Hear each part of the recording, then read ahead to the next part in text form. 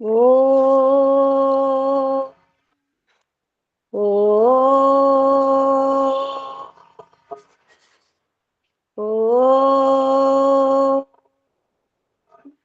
ఓం భూర్భువస్వః తత్సవితుర్వరేణ్యం భర్గో దేవస్య ధీమహి ధియో యో నః ప్రచోదయాత్.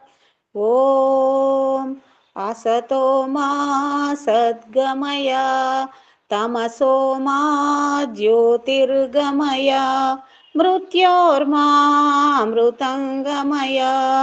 ఓం సహనావవతు సహనౌ భునక్తు సహ వీర్యం కరవావహై తేజస్వినావధీతమస్తు మా విద్విషావహై.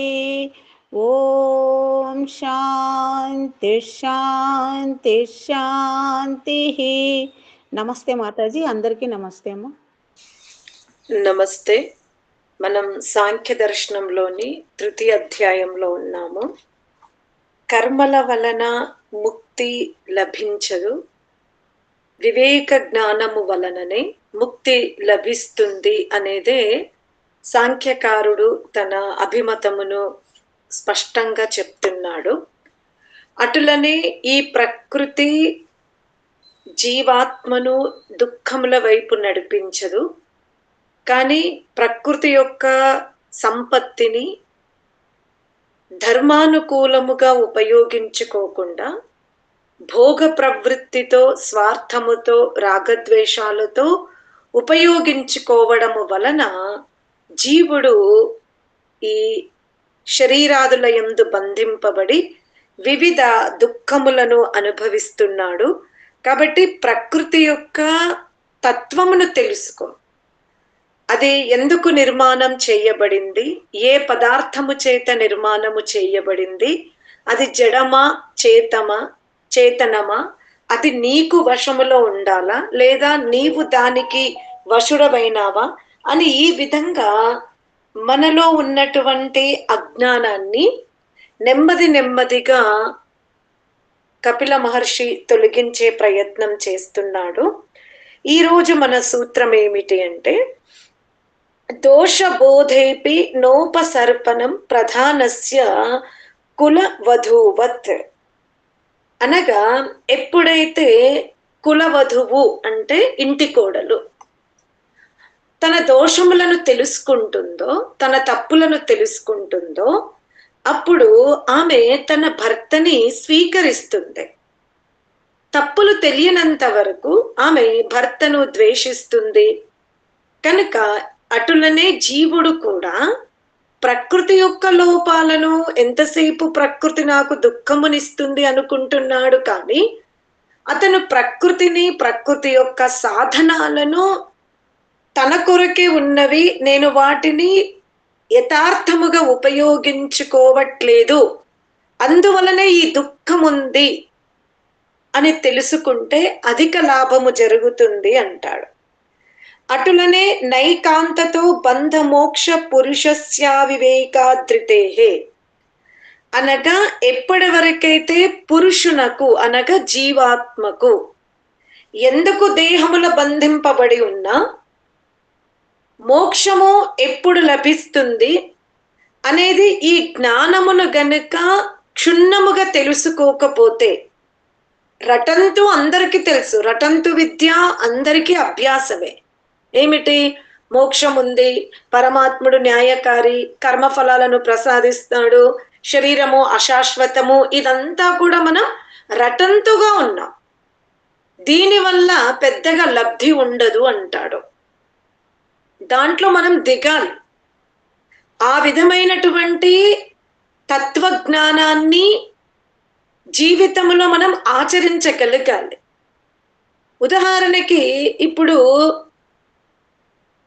మీరు ధరించే నైటీ 200 ఉంటుంది, మీరు కొనుగోలు చేసిన పాదుకలు 2000 పైన ఉంటవి. కానీ మీ యొక్క పడక గదిలో నైటీ అనే వస్త్రం ఉంటుంది, కానీ విలువైన చెప్పులైతే మీ పడక గదిలో, అంటే మీరు వస్త్రాలని ఆభరణాలని ఎక్కడైతే పెట్టుకుంటారో అక్కడ గాజులు కూడా 40 రూపాయలవి 50 రూపాయలవి ఎక్కువ 200 అనుకోండి. కానీ ఆ గాజుల పక్కన ఎవరు తీసుకొచ్చి పాదుకలు పెట్టరు. అంటే వస్తువు ఎంత విలువైనది అయినప్పటికీ కూడా, లేదా వస్తువు ఎంత తక్కువ నాణ్యతది అయినప్పటికీ కూడా ఆ వస్తువును ఎక్కడ పెట్టాలో అక్కడే మనం పెట్టగలగాలి.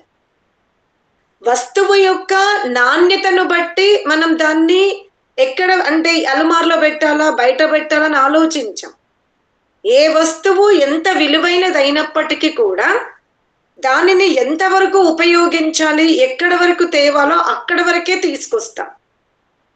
అటులనే జీవితములో మనం ఈ ఇంద్రియాలను, ఈ ఇంద్రియ వాసన రూప తత్వాలను, సూక్ష్మ శరీరాన్ని జీవుడు వీటిని ఉపయోగించుకోవలసి ఉండే,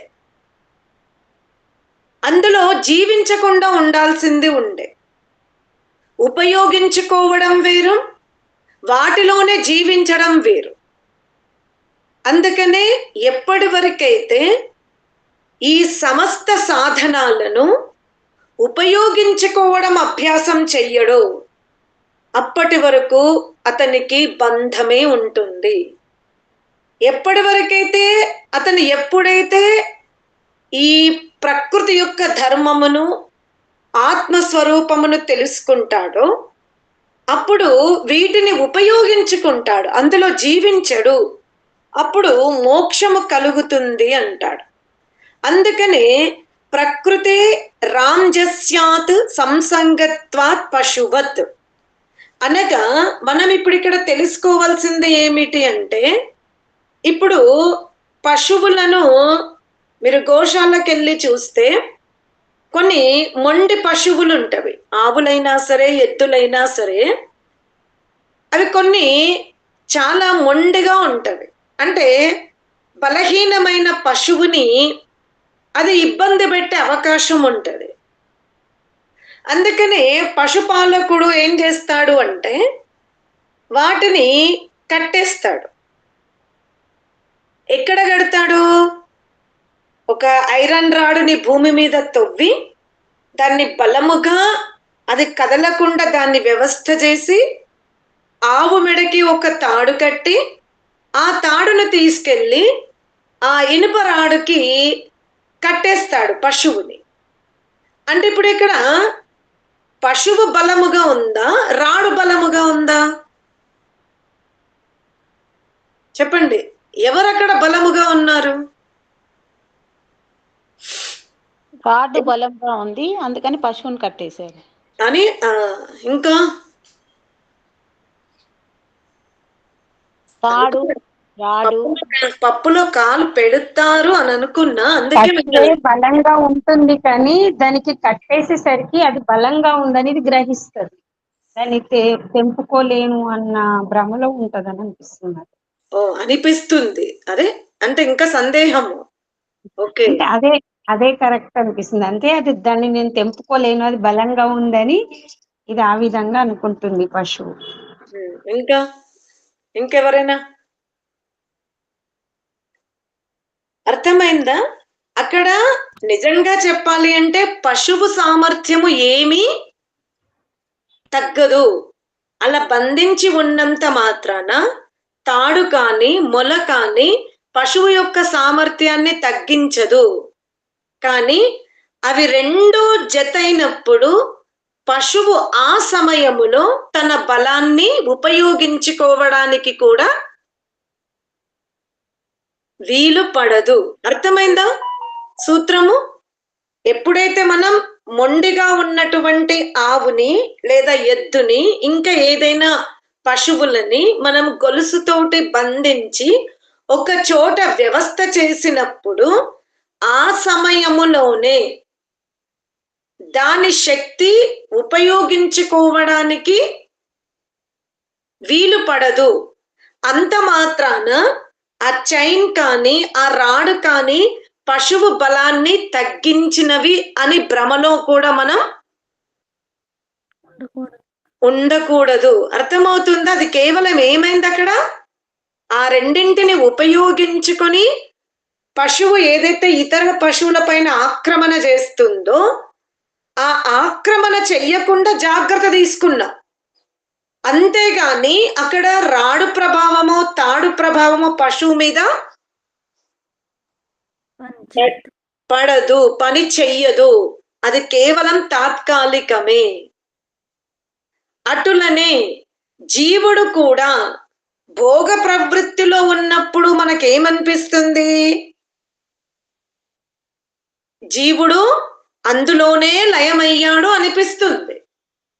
అందుకనే అక్కడ జరుగుతున్న ప్రతి పరిస్థితిని జీవుడు తనదిగా భావించి దుఃఖింపబడుతూ ఉంటాడు. అంటే జీవుడిప్పుడు ఒక ఏనుగులో బంధింపబడితే అతను ఏనుగు కాదు, అతను ఒక మేకలో బంధింపబడితే అతను మేక కాదు, అతను అతనే. కానీ పరిస్థితులు అతనిని ఏం చేసినవి? ఎలా పశువుని మనం బంధిస్తున్నామో అటులనే ఈ కర్మలు కూడా మనని వివిధ దేహాదుల యందు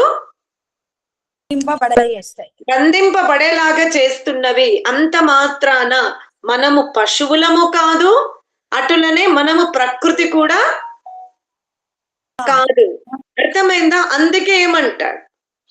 ఏం కళ్యాణమ్మ గారు, భ్రాంతి పోయిందా ఇంకా ఉందా? అంటే పోయింది మాతాజీ. అంటే అది గుంజుకోవాలి అనుకుంటే గుంజుకొని వెళ్ళిపోతుంది, సరే ఉండాలి అనుకుంటే ఉంటుంది. అది అంతే. అది ఇంకా కొన్ని ఉంటవి, ఎంత గట్టిగా మీరు భూమిలోకి తవ్వినా అది రాత్రి బవలు మెడకి ఇలా వేసి ఇలా చేసి అది ఏం చేస్తుంది? రాడుతో సహా కూడా లేపుకెళ్తుంది.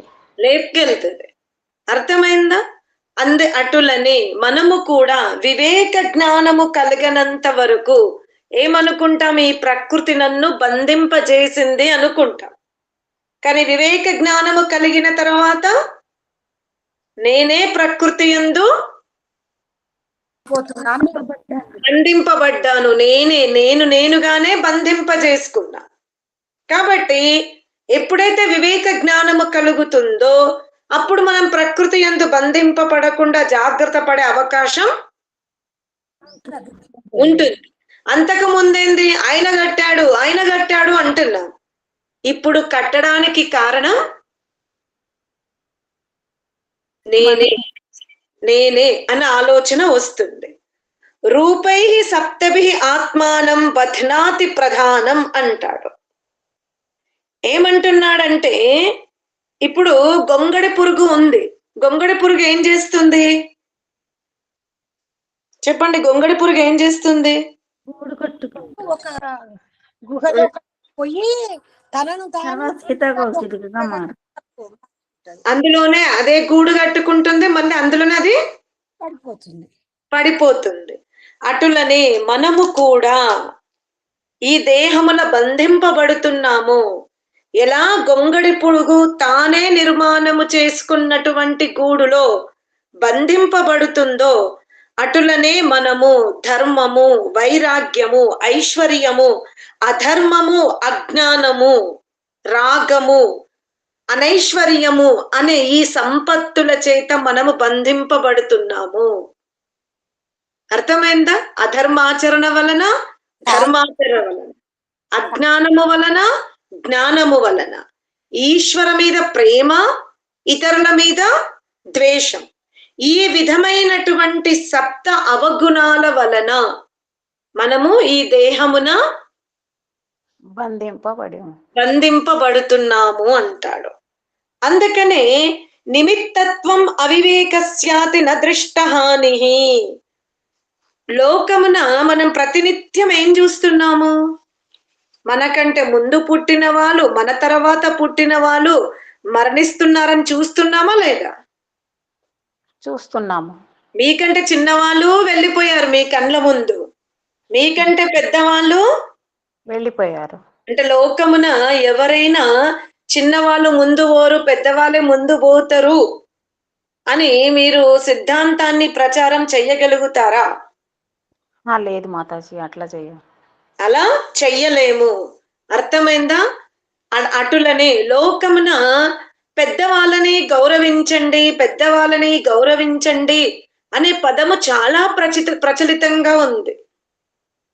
కానీ నిజంగా చెప్పాలి అంటే పెద్దవాళ్ళు అంటే ఆయువుతో పెద్దవాళ్ళ, జ్ఞానముతో పెద్దవాళ్ళ?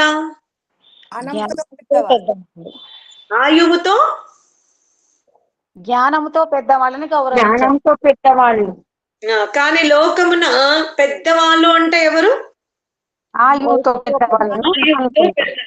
కానీ శాస్త్రములో తమ కంటే వృద్ధులని గౌరవించండి అంటే తమ కంటే జ్ఞాన వృద్ధులని గౌరవించమని శాస్త్రం చెప్పింది. మనం ఏం చేస్తున్నాము?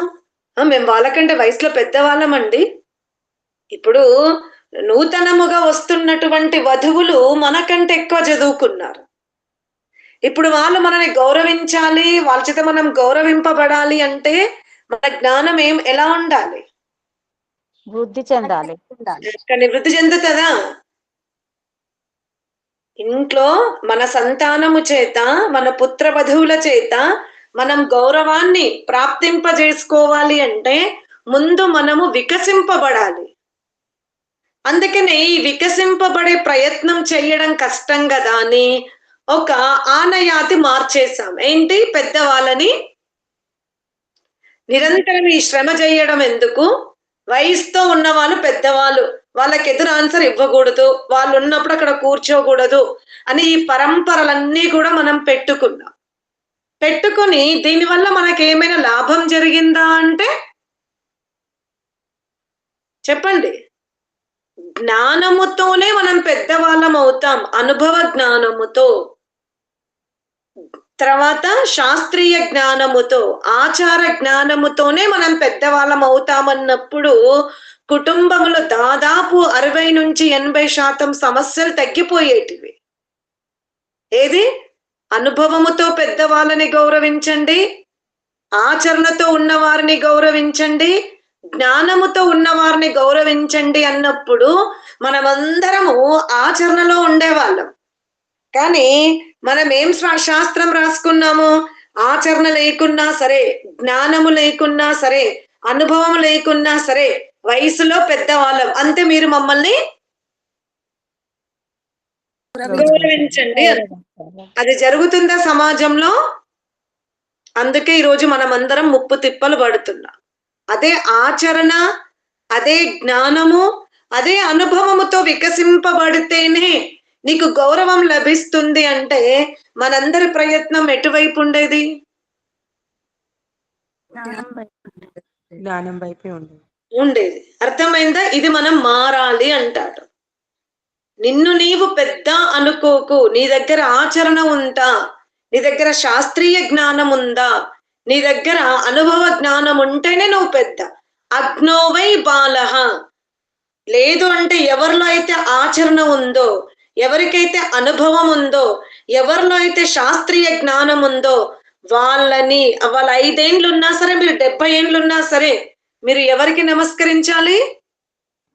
5 ఏండ్ల బాలుడికే నమస్కరించండి అని శాస్త్రం చెప్తుంది. అర్థమైందా? అందుకనే మనం అధికార భేద నా నియమ, మనము ఎప్పుడు కూడా అధికారం కోసం పోట్లాడకుండా మనలో ఉత్తమ గుణములు ఉన్నాయా, మధ్యస్థంగా ఉన్నామా, లేదా మనం క్రింది స్థాయిగా ఉన్నామా అనేది నిరంతరం మనం చూసుకోవాలి. అర్థమైందా? ఇప్పుడు తత్వజ్ఞానం కలిగినంత మాత్రాన మోక్షం వస్తుందా అంటే ఇక్కడ అదే చెప్తున్నాడు. జీవన ముక్తశ్చ. ఎప్పటి వరకైతే ఎంతటి జ్ఞానం ఉన్నప్పటికీ, ఎంతటి సాధన చేసినప్పటికీ ప్రారబ్ధము నశింపనంత వరకు అతను ముక్తిని పొందే అవకాశం లేదు. అర్థమైందా? ప్రారబ్ధం నశింపబడవలసిందే. ఇంకోటి, ఎవరైతే ఉత్తమ సాధన చేస్తారో, ఇప్పుడు తత్వజ్ఞానం కలిగింది ఒక వ్యక్తికి, చక్కగా అర్థమైంది, అతనికి వెంటనే మోక్షం వచ్చిందనుకోండి, లోకమున మోక్ష సుఖం అంటే ఏమిటో అని ఎవరు వ్యాప్తి చేస్తారు? తత్వజ్ఞానము లభించిన తదుపరియే మోక్షం వచ్చిందనుకోండి, అప్పుడు లోకమున మోక్ష స్థితి యొక్క ఆనందాన్ని వ్యక్తపరిచే గురువులే ఉండరు. మీకు సిద్ధాంతం అర్థమవుతుందా? జాగ్రత్తగా వింటున్నారా? తత్వజ్ఞానము కలిగిన వెంటనే మోక్షము వచ్చినట్లయితే లభించదు. అర్థమైందా? చెప్పమ్మా గిరిజ, ఏం చెప్తున్నావు? గాయత్రి, ఏమైనా మాట్లాడుతున్నావా? లేదు మాతాజీ. అర్థమైందా? తత్వజ్ఞానము కలిగిన వెంటనే మోక్షము లభించడానికి వీలు లేదు. ఆ తత్వజ్ఞానములో కూడా 3 రకాల వ్యక్తులుంటారంట. ఏంటి? తత్వజ్ఞానుల్లో కూడా 3 స్థితులుంటాయంట. ఏంటి? ఉత్తమము, మధ్యమము, అధమం అనకుండా మందము అంటాడు. అధమం అనద్దు, ఎందుకంటే వాళ్ళ జ్ఞానము అధముని కంటే గొప్పది కాబట్టి అధమ శబ్దము ఉపయోగించకుండా ఏమన్నాడు?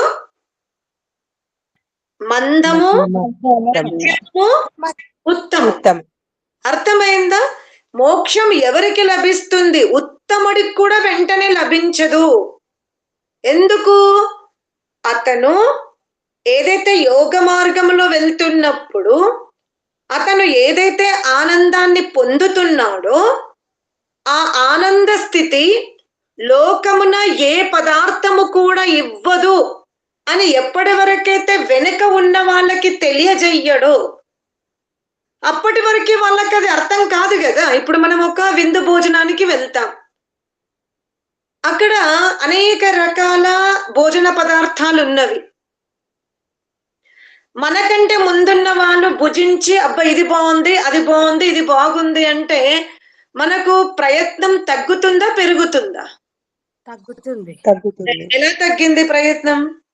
వాళ్ళు చెప్పారు కాబట్టి, తెలిసింది కాబట్టి, వాళ్ళు చెప్పారు కదా ఇది బాగుంది అది బాగుంది అని చెప్పారు కాబట్టి మనం డైరెక్ట్ అవే తినడానికి వెళ్తాం కాబట్టి.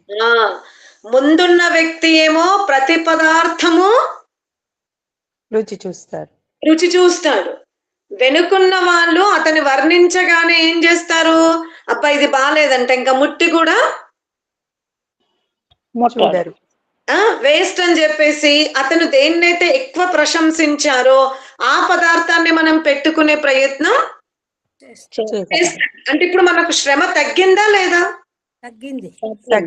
శ్రమ తగ్గింది, తర్వాత పదార్థము కూడా వ్యర్థం కాలేదు. అందుకని మోక్ష అర్హత సంపాదించుకున్నప్పటికీ కూడా వాళ్ళు కొంతకాలము లేదా కొంత సమయము ఉత్తములు కూడా మోక్షము యొక్క ఆనంద స్థితిని ఇతరులకు తెలియజేయవలసిందే. వెంటనే ఎంత స్టేజ్కి వెళ్ళినా ఒకటి ప్రారబ్ధాన్ని నశింపజేసుకోవాలి. అంటే తత్వజ్ఞానము కలిగినంత మాత్రాన వెంటనే మోక్షము రాదు. అతను తత్వజ్ఞానము కలిగినప్పుడు మందం ఉంటాడు, తర్వాత ప్రయత్నం చేసి ఏ స్థితికి వెళ్తాడు? మధ్యమ స్థితికి వెళ్తాడు. ఇంకా ప్రయత్నం చేసి ఉత్తమ స్థితికి వెళ్తాడు. ఉత్తమ స్థితికి వెళ్ళిన తర్వాత అతను ఈ సూక్ష్మ శరీరముతో ఏ స్థితిని అనుభవిస్తున్నాడో పరమాత్మని యొక్క సన్నిధిలోకి వెళ్ళాలి అంటే ఏ విధమైన ప్రయత్నం జరగాలి? అంతవరకు ఆభరణాల ద్వారా, యశస్సు ద్వారా, రాజ్యము ద్వారా అనేక రకాల పుత్రులు, పౌత్రులు, ప్రపౌత్రులు లోకమున కొంతమంది మహిళలు ఉంటారు.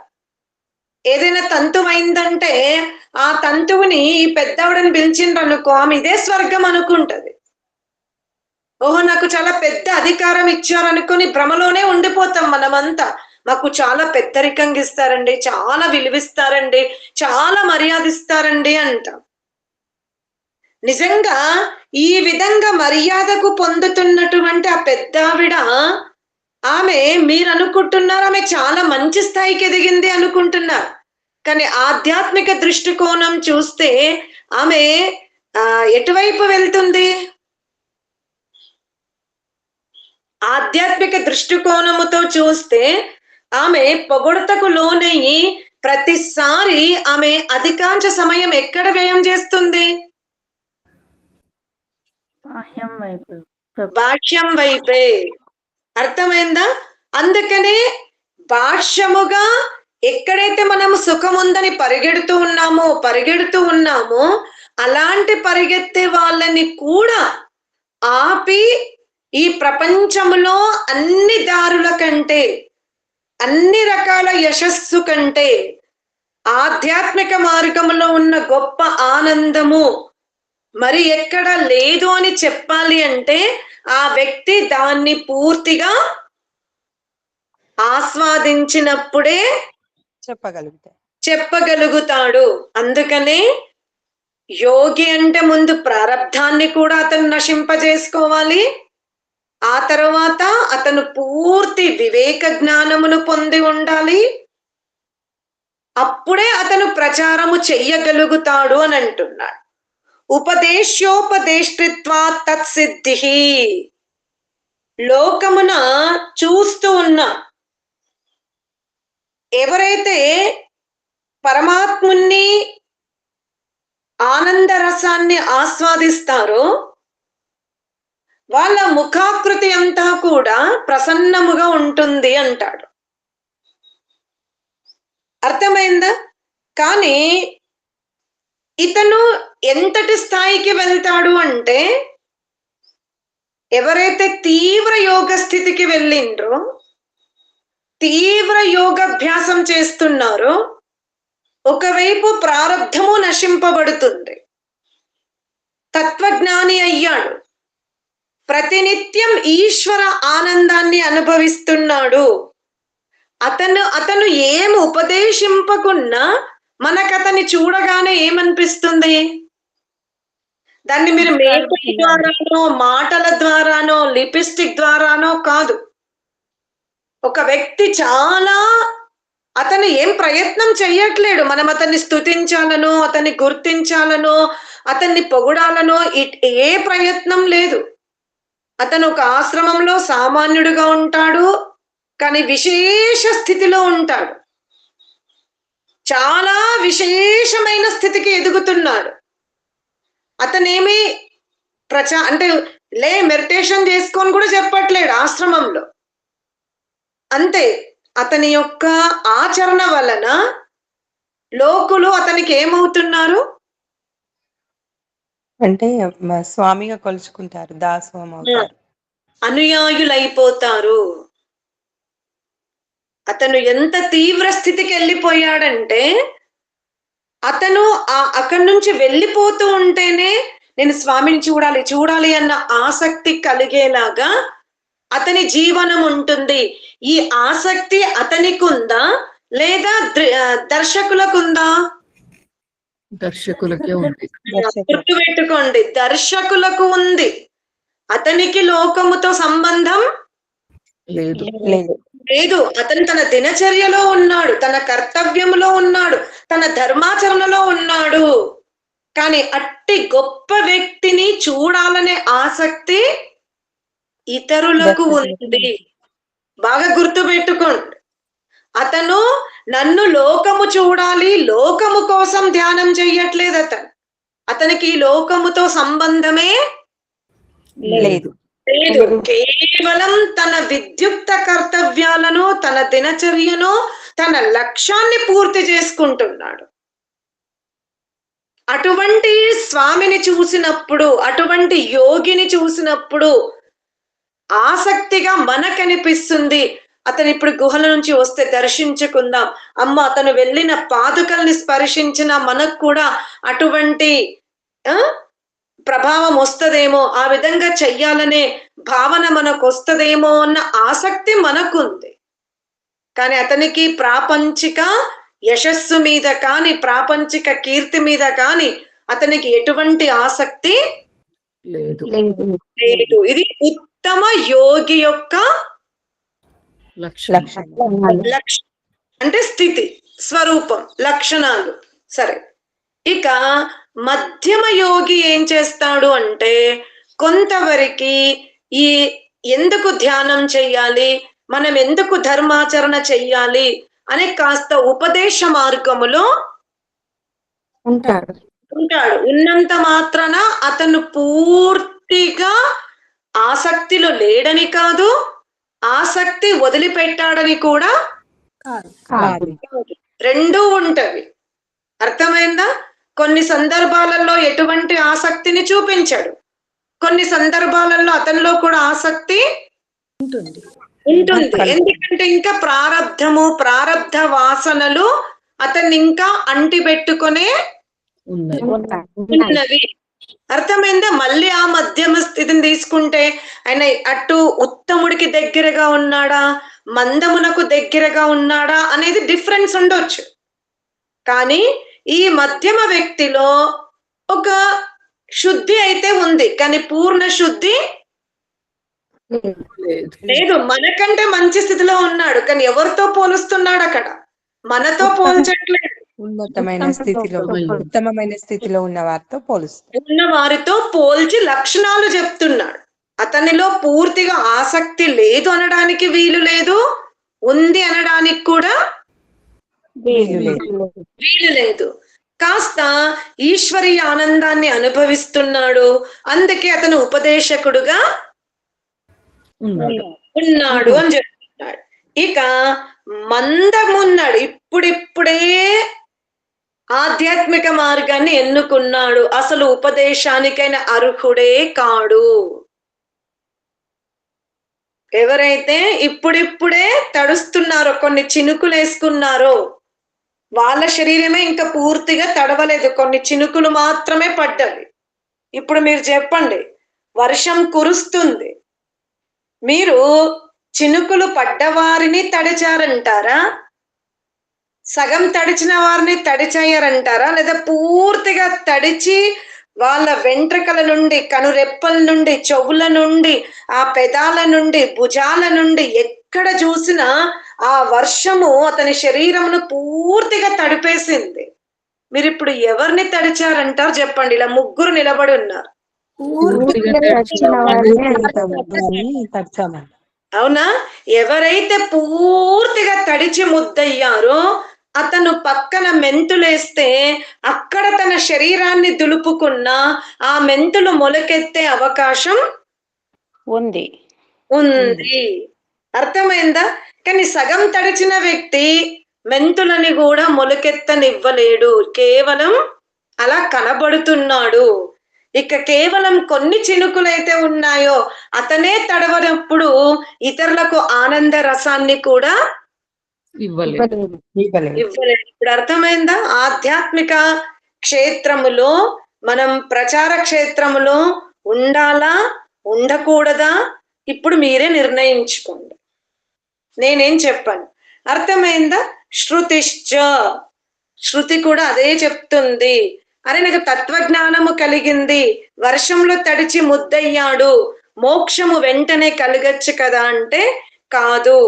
ఎవరైతే తడిచి ముద్దైపోయారో వాళ్ళు ఎలా ధాన్యముల ఉత్పత్తికి ఆ నీరుతో ఆ భూమిని తడిపినప్పుడు మరొక ప్రాణి అక్కడ అంకురిస్తుందో ఆ విధంగా ఒక నలుగురిని ప్రభావితము చేయగలిగితే ఆ నలుగురికి కూడా జీవనము లభిస్తుంది. కాబట్టి ఆ కార్యము చెయ్యగలిగితే అప్పుడు మోక్షం లభిస్తుంది. లేకపోతే వెంటనే తత్వజ్ఞానము కలిగిన వెంటనే, ప్రారబ్ధం నశింపబడిన వెంటనే ముక్తి లభిస్తే ఇతరులకు అది హాని కలుగుతుంది. కనుక వాళ్ళు కొంతవరకు సమాజానికి ఈశ్వరీయ ఆనంద రస వర్షమును తమ పైన కురిపింపజేసుకొని, ఇప్పుడు ఎవరైతే బాగా తడిచిపోయారనుకోండి, వాళ్ళు తడిచిన తర్వాత వాళ్ళు ఏం ప్రయత్నం చెయ్యట్లేదు, కానీ పొడిగా ఉన్న భూమి కూడా ఏమైతుంది? స్టడీ అవుతుంది.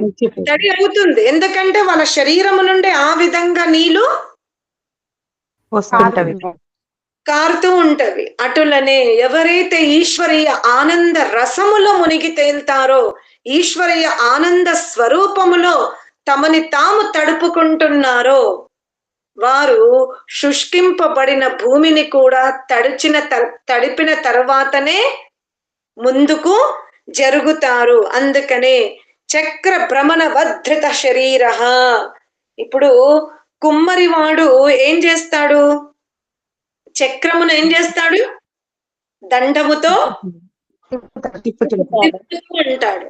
మీరు బాగా చూడండి, చక్రం తిరుగుతున్నాక ఆ దండమును పక్కకి పెట్టేస్తాడు. పెట్టేసిన తర్వాత చక్రం వెంటనే ఆగుతుందా, కాసేపు తిరుగుతుందా? తిరుగుతుంది. ఇప్పుడు ఆ చక్రములో భ్రమణ గుణం ఇంకా ఉంది అంటే అక్కడ కుమ్మరి వారి ప్రమేయం ఉందా లేదా? ఉంది. లేదు. అందుకే తర్వాతదే కదా అని అలా అందుకే సూక్ష్మంగా పట్టుకోండి. ఇది ఎందుకు ఇక్కడ తీసుకొచ్చాడో చెప్తున్నా నేను. కుమ్మరివాడు దండ సహాయముతో చక్రమును బాగా ఏం చేశాడు? తిప్పాడు. ఇప్పుడు చక్రము ముందు దండము యొక్క సహాయముతో తిరిగింది. ఇప్పుడు అది వాయువు సహాయముతో తిరుగుతుంది. అంటే అక్కడ కుమ్మరివాడు ప్రమేయం ఏమైంది? వెనక్కి వెళ్ళిపోయింది. ఎందుకంటే ఇప్పుడు చక్రం కొంత లబ్ధిని వాయువుని ఆశ్రయించి ఉంది, తిరుగుతుంది. అటులనే జీవన ముక్తులు కూడా ముందు శరీరములో సూక్ష్మ శరీరాన్ని, కారణ శరీరాన్ని దగ్ధ బీజం చేసుకుంటారు. అలా చేసుకున్నప్పుడు కూడా స్థూల శరీరములో మనందరికీ కాస్త ఉనికి కనబడుతుంది. చక్రము దండము నుండి వేరైనప్పటికీ కూడా కొద్దిసేపు ఎలా తిరిగినట్టు ఉంటుందో, ఎలా తిరుగుతుందో, అటులనే జీవన ముక్తుల యొక్క స్థితి కూడా ముందు వాళ్ళు కారణదేహాన్ని, సూక్ష్మదేహాన్ని విలీనము చేసుకున్న తర్వాతనే స్థూల దేహాన్ని వాళ్ళు వదిలిపెడతారు. అర్థమైందా? సంస్కార లేశ తత్సిద్ధి. అలా శరీరములో ఉన్నంత మాత్రాన వాళ్ళకు ఎటువంటి మలినాలు ఉండవు. ఉన్నారు శరీరంలో. కానీ మనకు ఎలా శరీరంలో వివిధ దోషాలు కనబడతాయో వాళ్ళకి ఉండదు. వాళ్ళు కేవలం శరీరాన్ని ధరించుకొని ఉన్నారు. ఎందుకంటే లోపల వాళ్ళ ప్రయోజనం ఇంకా పూర్తి కాలేదు. అర్థమైందా? ఏ ప్రయోజనము? కారణదేహము, సూక్ష్మ శరీరమును వాళ్ళు ఇంకా లయము చేయనంత వరకే ఆ దేహంలో ఉంటారు. అది లయం అయిపోయిన తర్వాత వాళ్ళ ఆ దేహం నుంచి వెళ్ళిపోతారు. అర్థమైందా? వివేకాన్నా నిశ్శేష దుఃఖ నివృత్యో కృతకృత్యో నేతరాత్ అనగా ఉత్తమ వివేకుడే సమస్త దుఃఖములను తొలగించుకొని కారణదేహాన్ని, సూక్ష్మదేహాన్ని కూడా లయము చేసి చక్కగా ముక్తికి వెళ్తున్నాడు. అంటే ఇది జ్ఞానము ద్వారానే సాధ్యమవుతుంది, కానీ నిష్కామ కర్మ వలన సాధ్యము కాదు అని ఈ విధంగా కపిల మహర్షి అంతర్గత పరిశోధన చేసి స్వయముగా తాను ఆ స్థితిని చూసే ఇంత ఛాలెంజ్ గా చెప్పే ప్రయత్నం చేశాడు. ఇంతటితో 3వ అధ్యాయం సమాప్తం. ఓం శాంతి శాంతి శాంతి.